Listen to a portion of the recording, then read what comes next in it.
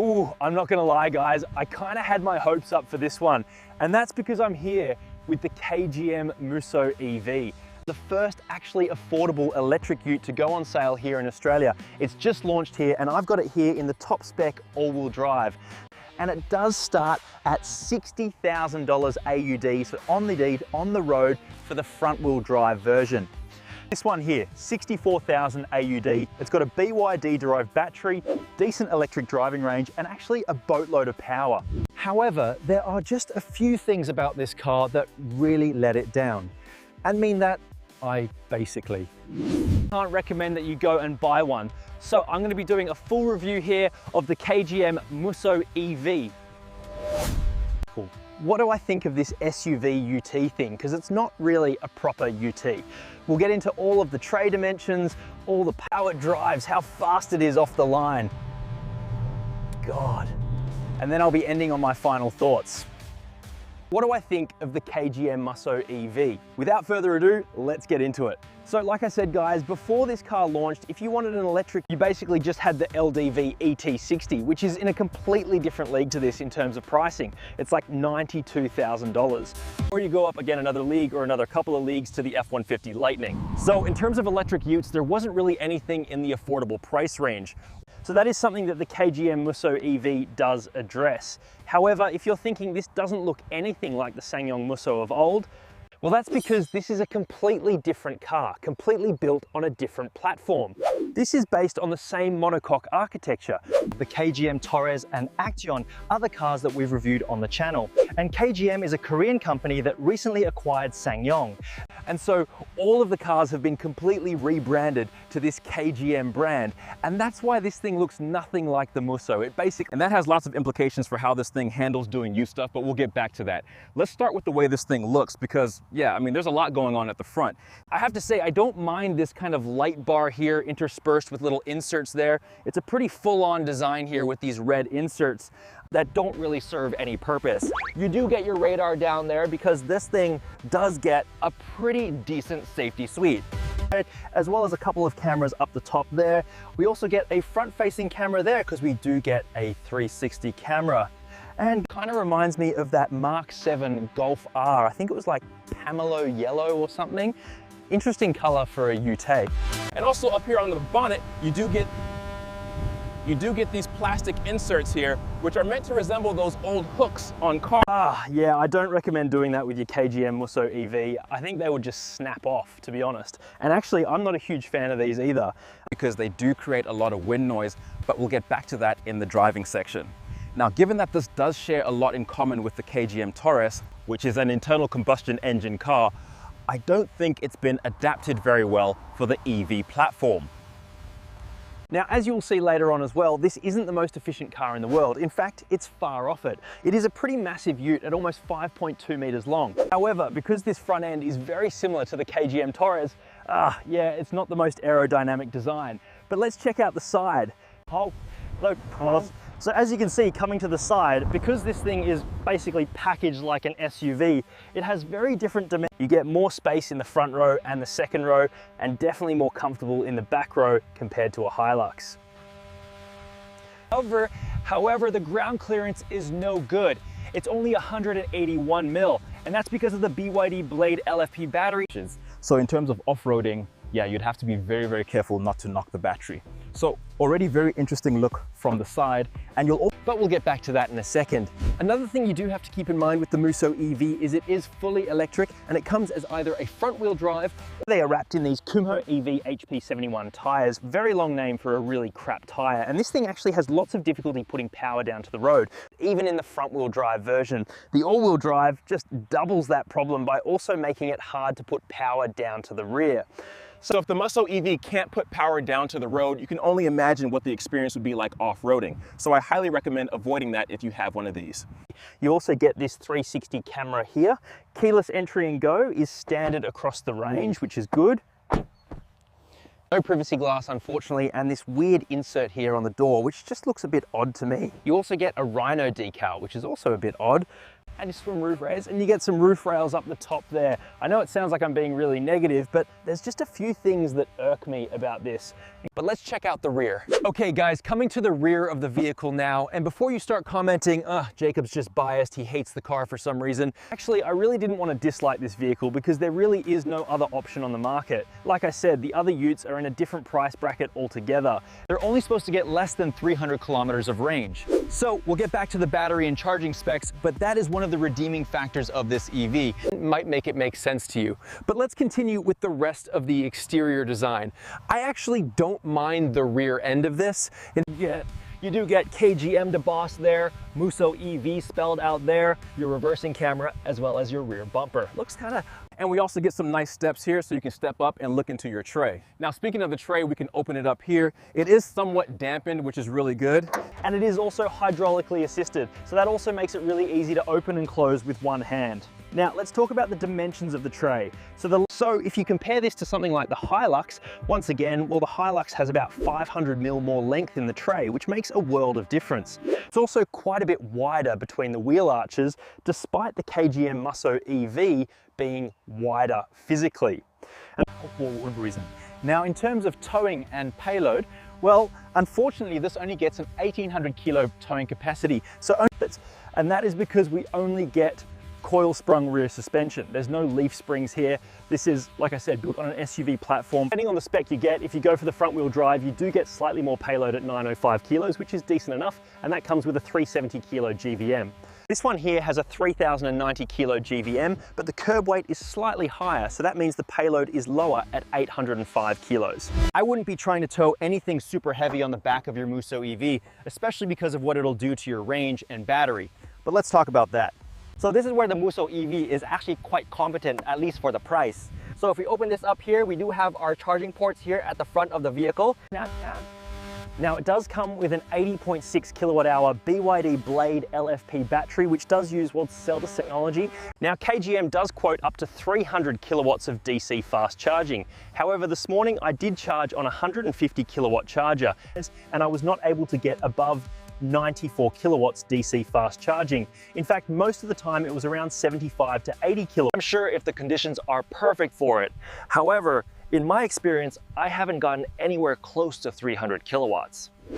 Now that 80.6 kilowatt hour battery does get you up to 420 kilometers of range on the WLTP. That's for the front wheel drive version. Now in real world use, my consumption's been a little bit higher than this claimed figure, but we'll get back to that when I'm driving. So overall, the KGM Musso EV, at least on paper.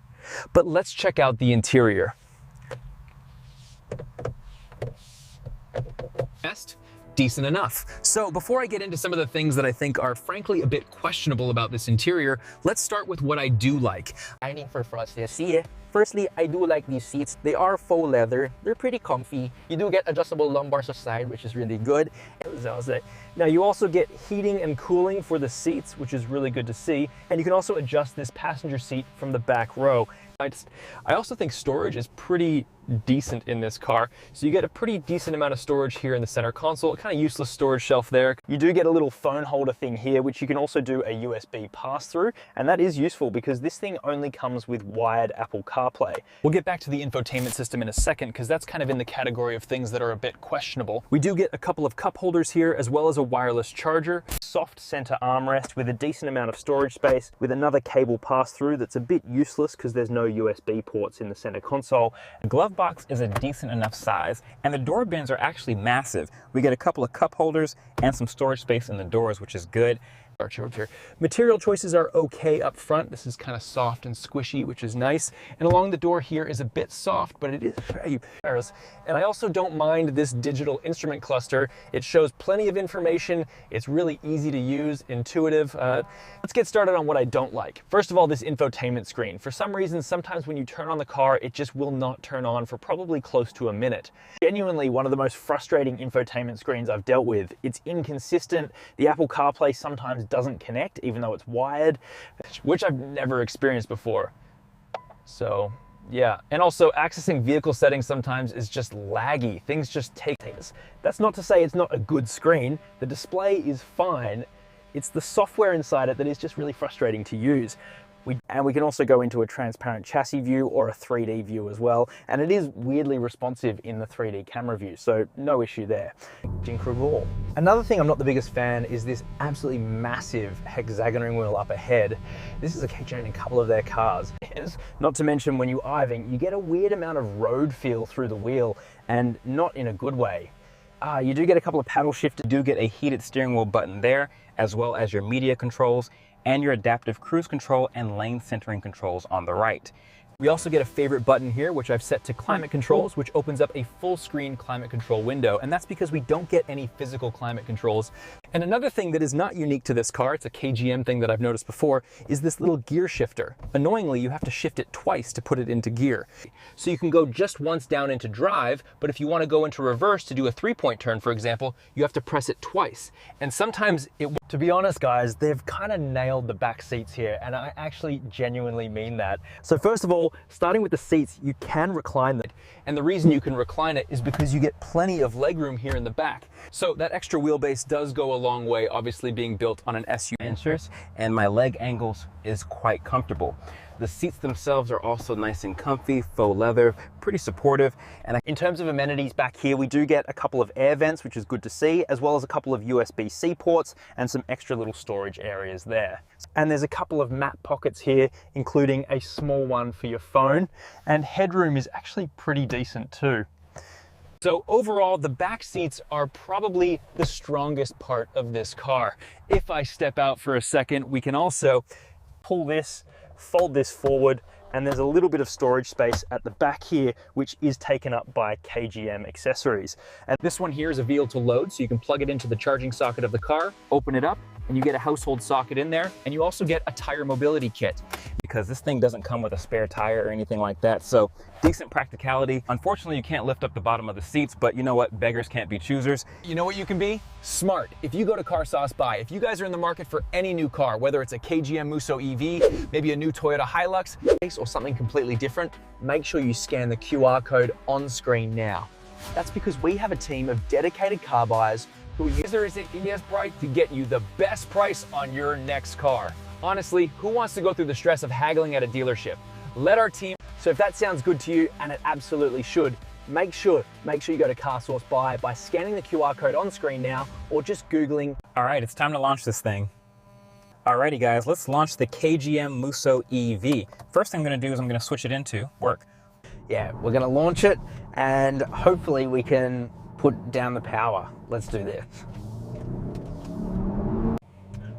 Whoa! God, pretty decent off the line.